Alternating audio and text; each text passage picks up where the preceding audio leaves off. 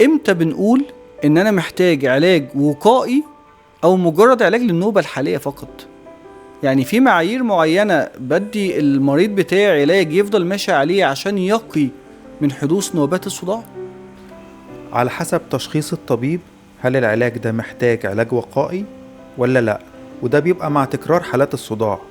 مش المفروض ان المريض يعاني فترة طويلة، المفروض انه نقلل عليه المعاناة بتاعة الصداع. تمام. لو متكررة لازم بناخد علاج وقائي.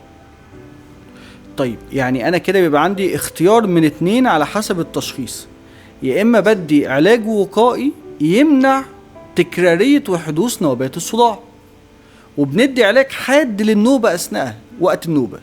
تمام، بيتوصف للعيان انه علاج حاد وقت حدوث النوبة، وفي علاج وقائي بيمنع حدوث النوبة، بيقللها، بيقلل حدتها.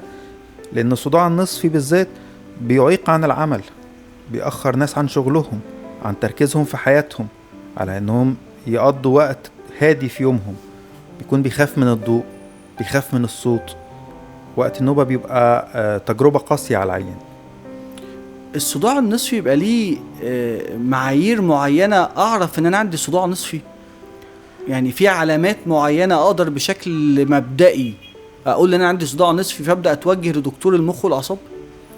الصداع لو طول عن 4 ساعات إلى 72 ساعة لازم أروح للدكتور عشان يشوف لي التشخيص بتاعي إيه. إن الصداع البسيط باستجابته للمسكنات ممكن يصبر عليه.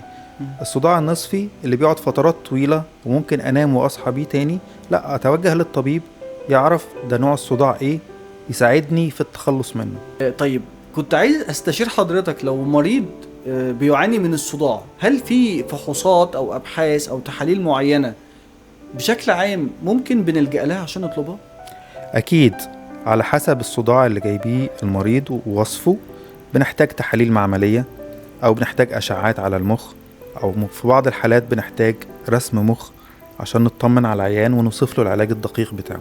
طيب لو انا جالي صداع وانا في البيت، ايه النصايح اللي حضرتك ممكن تساعدنا بيها ان لو جالي صداع وانا في البيت اقدر اقوم بيها او انفذها تخفف عبء الصداع والألم بتاعه عليا؟ بالنسبة لتخفيف عبء الصداع، في نصايح رئيسية بتحسن من الصداع. أولا، الصداع بيزيد مع اضطراب النوم، فلو أنا حسنت جودة نومي، بنام في ميعاد محدد، عدد الساعات الكافي، نسبة حدوث الصداع بتقل.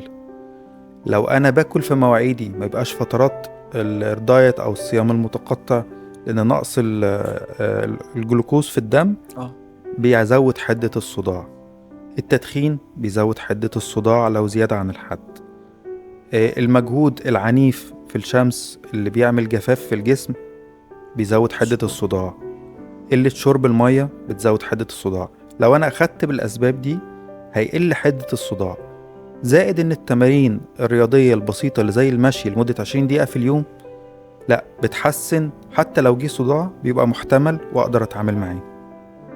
يعني الرياضة البسيطة بتقلل احتمالية الصداع، في حين ان المجهود الجسدي الزيادة يزود حدة الصداع.